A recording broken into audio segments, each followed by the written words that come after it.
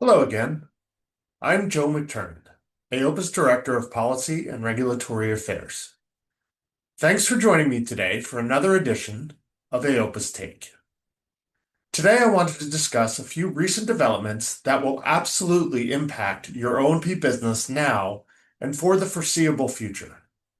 Specifically, I am talking about the next round of DMEPO's competitive bidding, the new DME supplier enrollment moratorium that was recently implemented, and upcoming L-code additions to the Medicare Prior Authorization Program.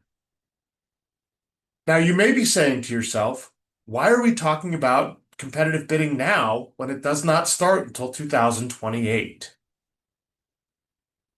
While that may seem like a long time from now, the process is already underway.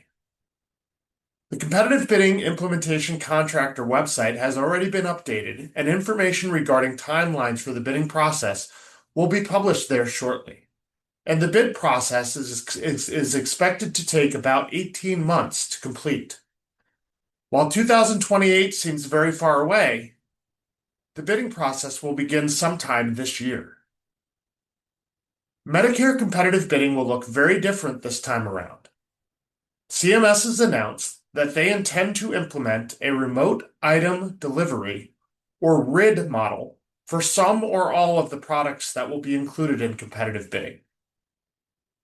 The RID program will rely on just a handful of national providers who will utilize primarily mail order delivery as the way to provide items to Medicare beneficiaries. This will vastly reduce the number of contracted providers, sometimes to 10 or fewer for certain product categories, and will make it very difficult for anyone but very large businesses, think Amazon, CVS, or Walmart, to realistically compete for these contracts. AOPA has expressed its concern about the RID delivery model relative to OTS orthoses and will continue to engage with CMS to ensure your patients continue to have access to the best available clinical care.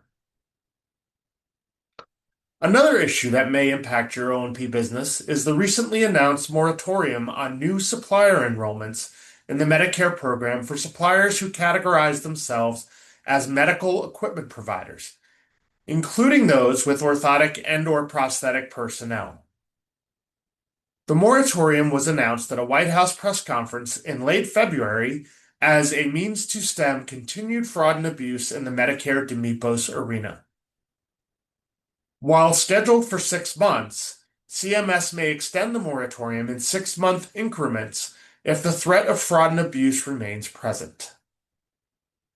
The moratorium is currently limited to the 7 supplier categories that include medical supply company in their name and does not impact existing Medicare supplier re-enrollments or reactivations.